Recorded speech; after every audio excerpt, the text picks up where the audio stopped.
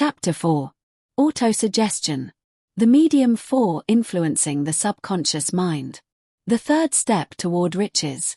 Autosuggestion is a term which applies to all suggestions and all self-administered stimuli which reach one's mind through the five senses. Stated in another way, autosuggestion is self-suggestion. It is the agency of communication between that part of the mind where conscious thought takes place, and that which serves as the seat of action for the subconscious mind. Through the dominating thoughts which one permits to remain in the conscious mind, whether these thoughts be negative or positive, is immaterial. The principle of autosuggestion voluntarily reaches the subconscious mind and influences it with these thoughts. No thought, whether it be negative or positive, can enter the subconscious mind without the aid of the principle of auto-suggestion, with the exception of thoughts picked up from the ether. Stated differently, all sense impressions which are perceived through the five senses are stopped by the conscious thinking mind, and may be either passed on to the subconscious mind, or rejected, at will. The conscious faculty serves, therefore, as an outer guard to the approach of the subconscious. Nature has so built man that he has absolute control over the material which reaches his subconscious mind through his five senses, although this is not meant to be construed as a statement that man always exercises this control. In the great majority of instances, he does not exercise it, which explains why so many people go through life in poverty. Recall what has been said about the subconscious mind resembling a fertile garden spot, in which weeds will grow in abundance if the seeds of more desirable crops are not sown therein. Autosuggestion is the agency of control through which an individual may voluntarily feed his subconscious mind on thoughts of a creative nature, or, by neglect, permit thoughts of a destructive nature to find their way into this rich garden of the mind. You were instructed, in the last of the 6 steps described in the chapter on desire, to read aloud twice daily the written statement of your desire for money, and to see and feel yourself already in possession of the money. By following these instructions, you communicate the object of your desire directly to your subconscious mind in a spirit of absolute faith. Through repetition of this procedure, you voluntarily create thought habits, which are favorable to your efforts to transmute desire into its monetary equivalent. Go back to these 6 steps described in Chapter 2, and read them again very carefully before you proceed further. Then, when you come to it, read very carefully the 4 instructions for the organization of your mastermind group, described in the chapter on organized planning. By comparing these 2 sets of instructions with that which has been stated on autosuggestion, you, of course, will see that the instructions involve the application of the principle of auto-suggestion. Remember, therefore, when reading aloud the statement of your desire, through which you are endeavoring to develop a money consciousness, that the mere reading of the words is of no consequence, unless you mix emotion or feeling with your words. If you repeat 1,000,000 times the famous Emile Coup formula, day by day, in every way, I am getting better and better, without mixing emotion and faith with your words, you will experience no desirable results. Your subconscious mind recognizes and acts upon only thoughts which have been well mixed with emotion or feeling. This is a fact of such importance as to warrant repetition in practically every chapter, because the lack of understanding of this is the main reason the majority of people who try to apply the principle of autosuggestion get no desirable results.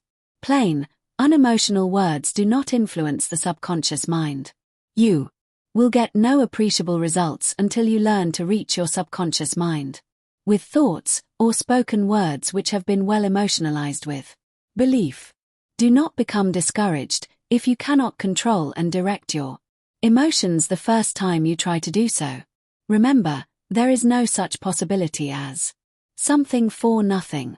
Ability to reach and influence your subconscious mind has its price, and you must pay that price.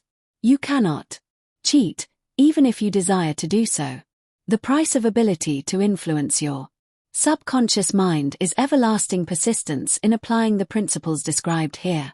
You cannot develop the desired ability for a lower price. You, and you alone, must decide whether or not the reward for which you are striving, the money consciousness, is worth the price you must pay for it in effort. Wisdom and cleverness alone will not attract and retain money except in a few very rare instances, where the law of averages favors the attraction of money through these sources. The method of attracting money described here does not depend upon the law of averages. Moreover, the method plays no favorites. It will work for one person as effectively as it will for another. Where failure is experienced, it is the individual, not the method, which has failed. If you try and fail, make another effort, and still another, until you succeed. Your ability to use the principle of autosuggestion will depend, very largely, upon your capacity to concentrate upon a given desire until that desire becomes a burning obsession. When you begin to carry out the instructions in connection with the 6 steps described in the second chapter, it will be necessary for you to make use of the principle of concentration. Let us here offer suggestions for the effective use of concentration. When you begin to carry out the first of the 6 steps, which instructs you to fix in your own mind the exact amount of money you desire, hold your thoughts on that amount of money by concentration or fixation of attention, with your eyes closed, until you can actually see the physical appearance of the money. Do this at least once each day. As you go through these exercises, follow the instructions given in the chapter on faith and see yourself actually in possession of the money.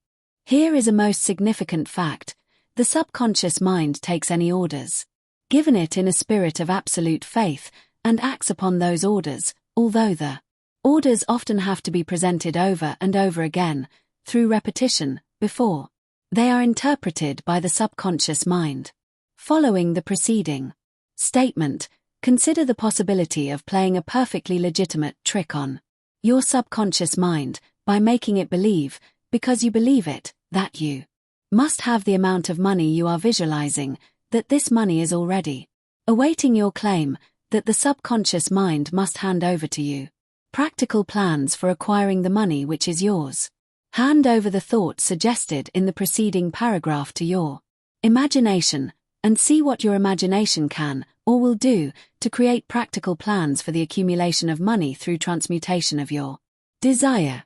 Do not wait for a definite plan, through which you intend to exchange services or merchandise in return for the money you are visualizing, but begin at once to see yourself in possession of the money, demanding and expecting, meanwhile, that your subconscious mind will hand over the plan, or plans you need. Be on the alert for these plans, and when they appear, put them into action immediately. When the plans appear, they will probably flash into your mind through the 6th sense, in the form of an inspiration. This inspiration may be considered a direct telegram or message from infinite intelligence. Treat it with respect, and act upon it as soon as you receive it. Failure to do this will be fatal to your success. In the 4th of the 6 steps, you were instructed to create a definite plan for carrying out your desire, and begin at once to put this plan into action. You should follow this instruction in the manner described in the preceding paragraph. Do not trust to your reason when creating your plan for accumulating money through the transmutation of desire. Your reason is faulty. Moreover, your reasoning faculty may be lazy, and, if you depend entirely upon it to serve you, it may disappoint you. When visualizing the money you intend to accumulate, with closed eyes, see yourself rendering the service, or delivering the merchandise you intend to give in return for this money. This is important. Summary of instructions. The fact that you are reading this book is an indication that you earnestly seek knowledge. It is also an indication that you are a student of this subject. If you are only a student, there is a chance that you may learn much that you did not know, but you will learn only by assuming an attitude of humility. If you choose to follow some of the instructions but neglect or refuse to follow others. You will fail. To get satisfactory results, you must follow all instructions in a spirit of faith. The instructions given in connection with the 6 steps in the second chapter will now be summarized and blended with the principles covered by this chapter, as follows. First, go into some quiet spot, preferably in bed at night, where you will not be disturbed or interrupted.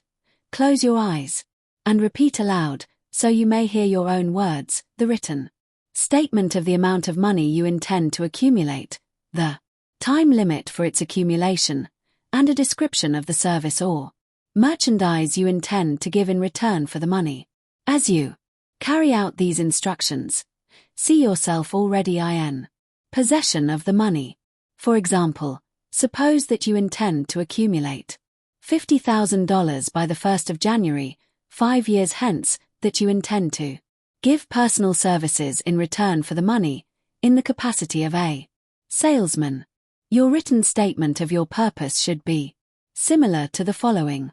By the 1st day of January, 19, I will have in my possession $50,000, which will come to me in various amounts from time to time during the interim. In return for this money I will give the most efficient service, of which I am capable, rendering the fullest possible quantity, and the best possible quality of service in the capacity of salesman of. Describe the service or merchandise you intend to sell. I believe that I will have this money in my possession. My faith is so strong that I can now see this money before my eyes. I can touch it with my hands. It is now awaiting transfer to me at the time, and in the proportion that I deliver the service I intend to render in return for it. I am awaiting a plan by which to accumulate this money, and I will follow that plan when it is received. Second, repeat this program night and morning until you can see, in your imagination, the money you intend to accumulate. Third, place a written copy of your statement where you can see it night and morning, and read it just before retiring and upon arising until it has been memorized. Remember, as you carry out these instructions, that you are applying the principle of autosuggestion for the purpose of giving orders to your subconscious mind. Remember, also, that your subconscious mind will act only upon instructions which are emotionalized and handed over to it with feeling. Faith is the strongest and most productive of the emotions. Follow the instructions given in the chapter on faith. These instructions may, at first, seem abstract. Do not let this disturb you. Follow the instructions, no matter how abstract or impractical they may, at first, appear to be. The time will soon come, if you do as you have been instructed, in spirit as well as in act, when a whole new universe of power will unfold to you. Skepticism, in connection with all new ideas, is characteristic of all human beings.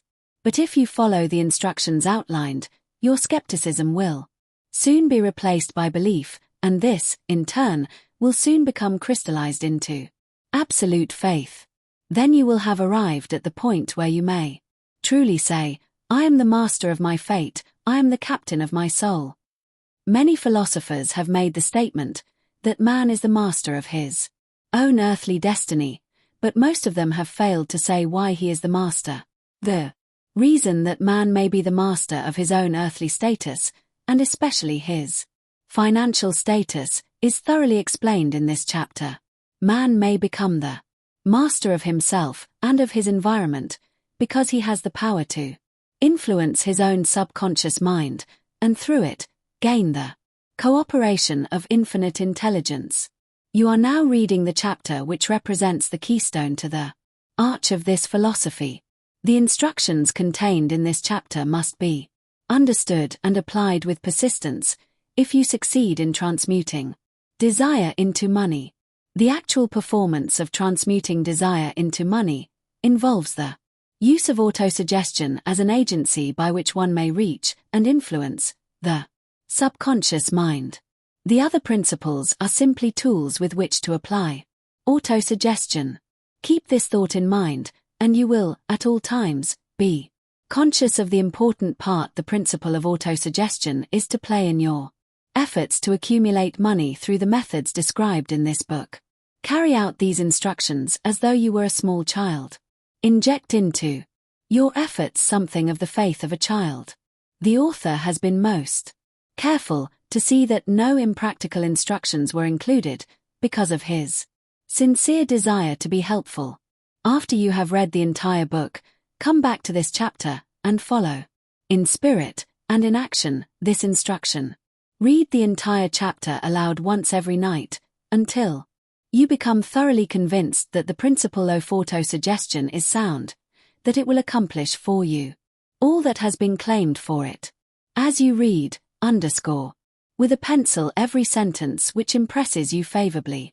Follow the foregoing instruction to the letter, and it will open the way for a complete understanding and mastery of the principles of success.